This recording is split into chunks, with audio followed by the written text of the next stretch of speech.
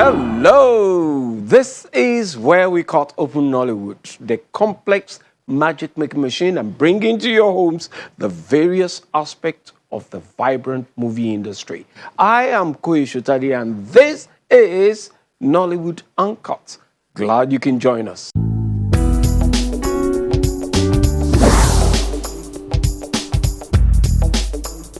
The Duke of Shomolu Productions is set to stage two exciting productions at the prestigious Glover Memorial Hall in Lagos.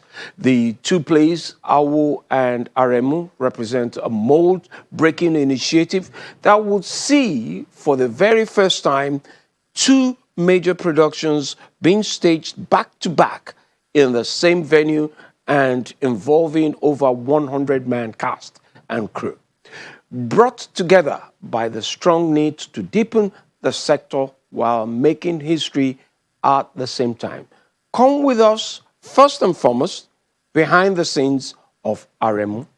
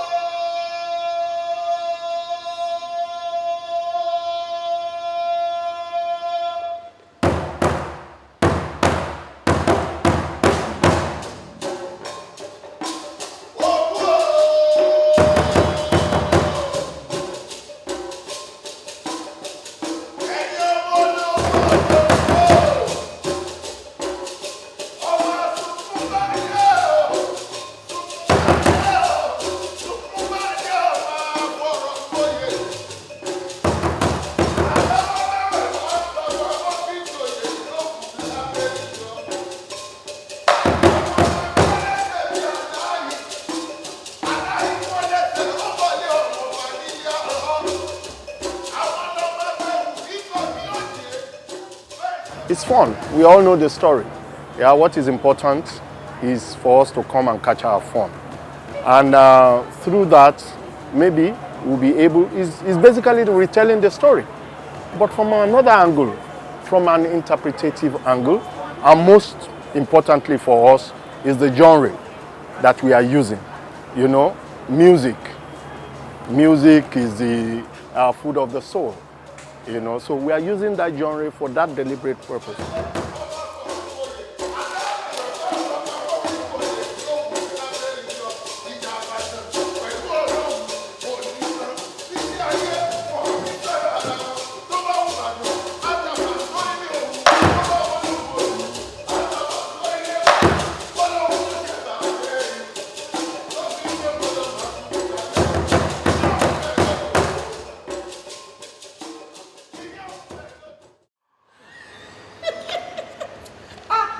You lie. Eh? You guys, you prayed silently. I said, me? Silently. And as you prayed harder, I said, me? Oh yeah.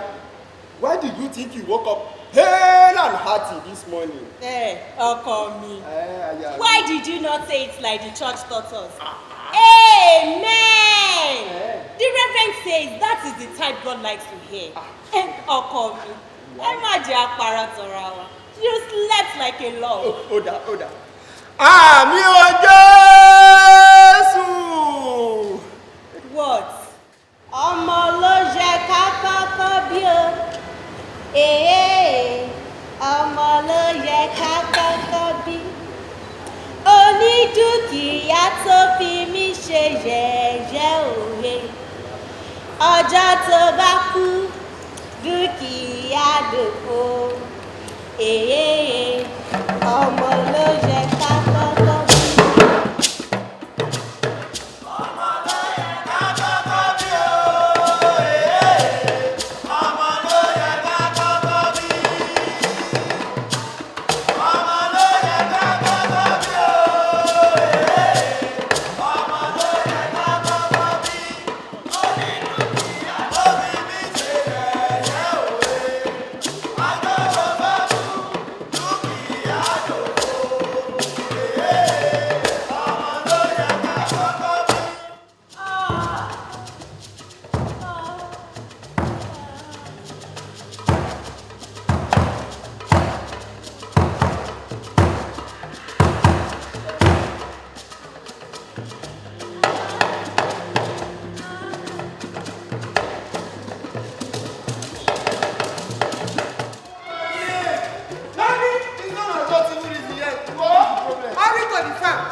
When you get there, tell Obasanjo that his wife has put to bed. Yeah. You know, playing the character Shinyobola, Olori Shinyobola in Aremu has been very, challenging in the sense that I'm from the East, I'm Igbo, but I had to learn how to speak proper Yoruba. I had to get the accent, I had to get the diction, I had to get the mannerisms of a true Olori. And, it was actually tasking, so many times I was, told to make sure that I get the pronunciation right, because that's one thing about stage. If your diction and the names, the pronunciation, the songs are not articulate enough, it becomes a problem where you have the audience even correcting the actor on stage. So I had to fight that. I had to make sure that I overcome that challenge for me as an actor.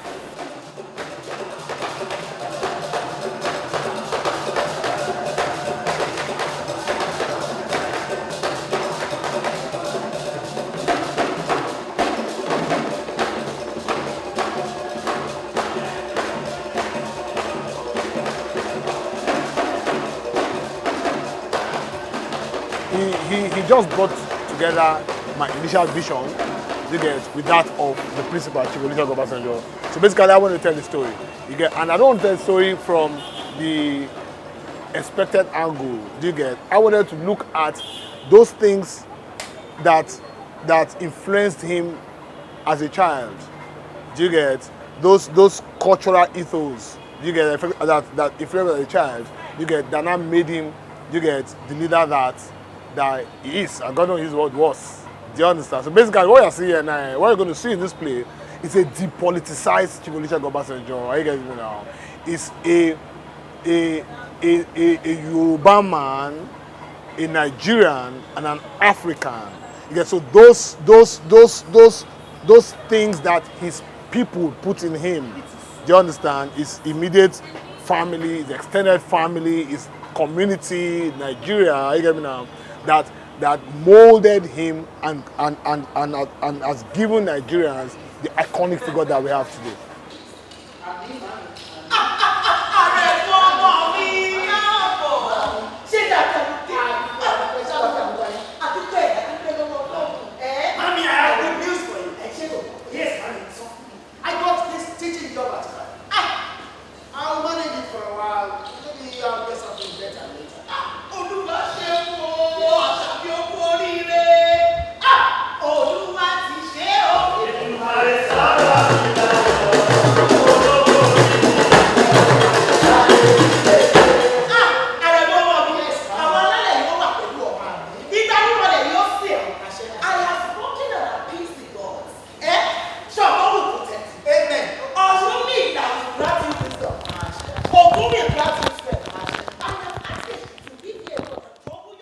I'm playing Ashabi, that's older Ashabi, and Ashabi's character, she's Obasanjo's mother, very protective woman. She would do anything for the safety of her son.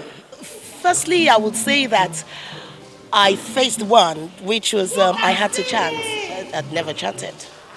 I had to, and then I had to drop my diction. So it will be typical Yoruba woman. Not particularly a Yoruba girl. Yes, I was born in Lagos, I was born in Nigeria, but I'm not a Yoruba girl. But that's a story for another time. But then, I had to talk, I had to speak English, not with diction, not with accents, like a Yoruba woman, and even more like a little like an Egba woman, an Owu, so to say. So that's just it. And then, of course, going into character. And you see how you walk, gale, everywhere, as if you own a sure. Your now pitiful face disgusts me. Mothers, let us go away from here and leave this woman with her burden. Mothers, please, I beg you. So you know my burden. Mothers, please. You see, it was when you stuck to me and my son like shadows. I want a shadow, exactly. Shadows. But do you know why? Did you ask us why? Did you even question the air why? Who are you to call us shabby. And yeah, Jamalo. Very soon, she will call us old hats. Old hats, they are no mothers, they walk. The little challenge we have is in finance. That's getting sponsors to pay up. Those are the challenges in the actors, paying them up and making sure, they turn up and perform very well. A new woman from a small village of Adele, not even an old woman. Mothers, forgive me, and your mom, meaning, it is his destiny entrusted on him by Olodumare himself. I know that not all good trees are of great importance, but mothers, you all are women of greatness. I plead your forgiveness. I give my son for your protection. He's yours now. Please, mothers. When I finished primary school, I knew what I wanted to be. An educated man. So, I found myself I proceeded to Baptist Boys High School, Abeokuta.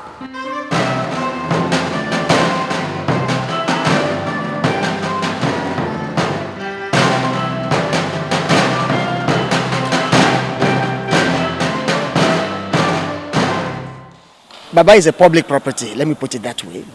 And so he's been open to studies for years, especially for all those who are interested in history and those in my trade, in the arts. While I was watching him over the years, I never knew this opportunity was coming. I never knew. By the way, I'm from Abeokuta as well. And I've had a few interactions with him. I've also had more opportunities to study him from a distance. That is added to what you see, what is available in the media, etc., etc.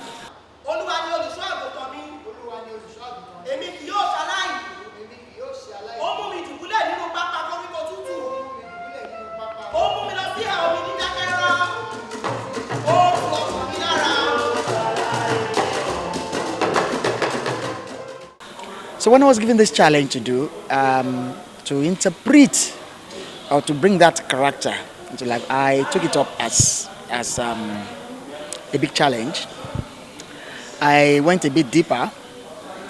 I have a few people who are close to Baba as well that I spoke with, not necessarily saying that is my intention, but wanting to know what they feel, how they perceive him. And when I put all this together, I see an Aremu in me. As far as this production is concerned, I am very confident that Baba will be climbing the stage. And that's me now. And I feel so excited working towards this. I've also had also a big privilege that we have a fantastic script written by one of Nigeria's best, Professor Aremu. We had Muslims and Christians in the womb. We also had our traditional gods that we worship, like Ifa and Shogo. And when it was time to go to school, my parents also told them.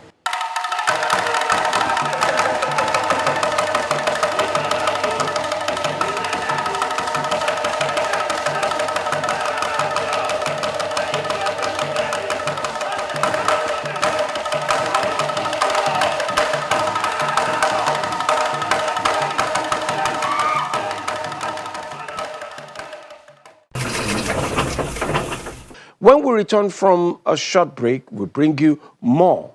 Please stay tuned.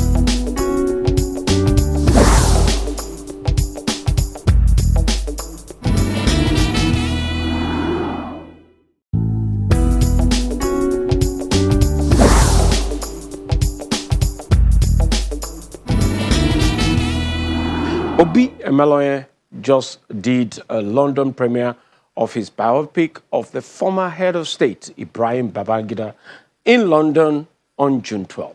The film was shot in 2018, but it's was experiencing the theatrical release in Nigeria, a bit of a difficulty there. But all the while, the ever-busy filmmaker has been busy on 2 projects filmed in 2020. Blackmail follows the story of Chinda, played by Osi Ukeje, a renowned London actor who gets entangled in a sextortion case. Obiemalaya talks exclusively to Channels TV from London base.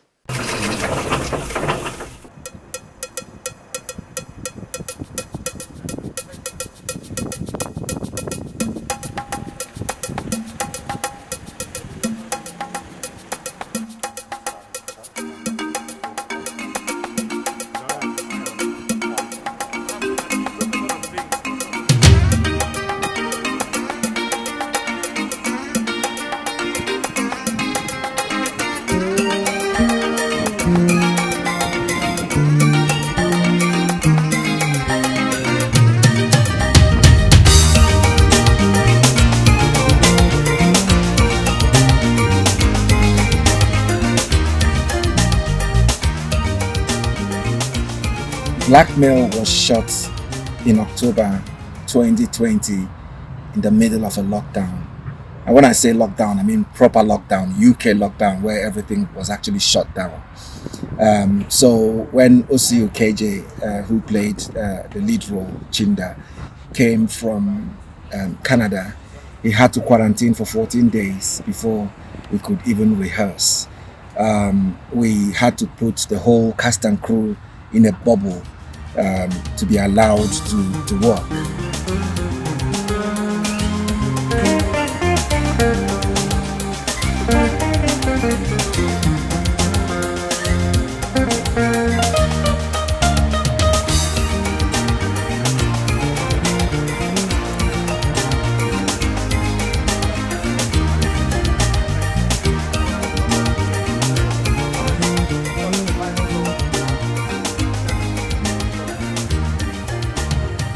Few scenes to be shot in a hospital.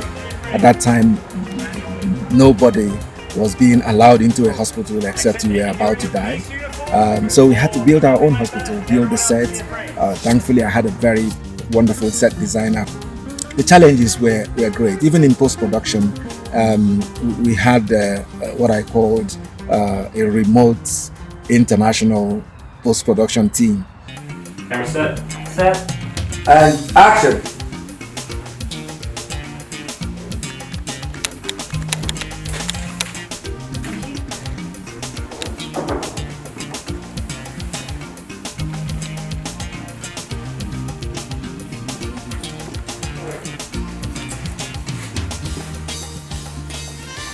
Blackmail tells the story of a Nigerian film star, Ray Chinda, played by Osi Ukeje, who's doing great things in the UK, at the top of his game. And he receives an email from a bunch of criminals, Russian criminals operating on the outskirts of London, who have apparently been watching him for the last few days, and they have what they call compromise on him. Так, кто тут у нас? Рэй Чинда. Hey, my man. Hey. Ah, he's a famous actor. Looks like happy family. And what about his address? That's it. И что теперь? Chinda has to come to terms with his own frailties and his own quirkiness, and he has to make alliances with very unusual partners. I need your attention for the next 24 hours. Or I'll make sure you live out the rest of your life in shame. This comes out, I'm finished. The attempt is to take the Nollywood concept and, without losing our primary audience, to try and internationalize it. 200 000 фунтов. Is everything alright, babe? You're lucky to be alive. They have our passports. Give me my fucking life back!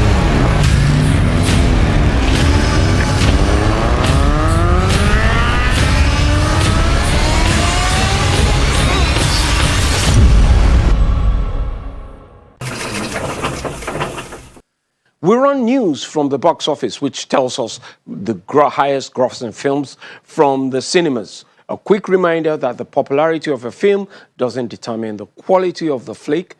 Good films are determined by many criteria, which includes screenplay, cinematography, sound, production design, and others. Hello and welcome to this week's episode of the Nollywood Top 10. It's yours truly again. Thanks for plugging in. New arrivals are in this week with stronger than expected grossings. We start off with The Real Us, back on the top 10 like it never left. Starring Alex Akubo, Yvonne Jegede and a host of others. The Real Us starts this week's lineup at number 10. One day, I'll blow! Are you not a security man? Is it not security work you do? I don't warn you before. I said, blow, get money. At number 9 is Cookie Spot, a movie that teaches hope and inspires the audience. Cookie Spot is a story of survival. It's directed by Muhyiddin Oladapo, better known as Lala. I know you don't care because you don't want to stay. Hustle tells the tale of Chichi and her friend with benefits, Babaji, set out to play games on affluent men of society. There's a cunning twist to this no-strings-attached relationship. It comes up at number 8. Your gym franchise, everything. At number 7 is Zain Abu Abu, one place up from number 8 last week. Next is Pillars of Africa, our number 6 film featuring Nollywood veterans. It revolves around a gritty war tale set in a fictional republic. My Village People drops to number 5 after retaining the number 4th spot for about 2 weeks now. It's directed by Niyi Akimolaya. I'm leaving before daybreak. Our next movie talks about issues of contemporary society, commending and criticizing various governmental and individual acts. Ayinla tells the story of Nigerian musician Ayinla Omowura. It's in 4th place. Discover his essence. Based on a story of people whose lives take a drastic turn, Dwindle, the comedy film starring Funke Akindele Bello, Bisola Yola, Brother Shaggy and a host of others, is out number 3 this week. The hilarious movie Crazy Grannies drops to number 2, directed by Kaide Peters, beautifully played by Shafi Bello, Ngozi Nwosu, Princess Damilola Adekoya. Talking about Princess the comedian, the movie is grossing over 4.4 million naira. And for our new number 1, make welcome everyone, Bitter Rain. It takes the top spot with almost 5 million naira at the Nollywood box office. Mac Barra directs Bitter Rain, which stars Stan Nze as Ebuka, an investigative journalist who seeks to uncover a story deemed as a myth for professional and personal reasons. It's spanking new.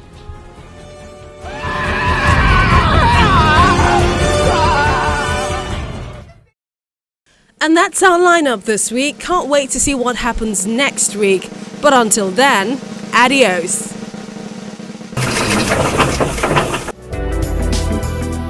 If you miss anything in the box office chart, is available online and you can always chat with us at this address.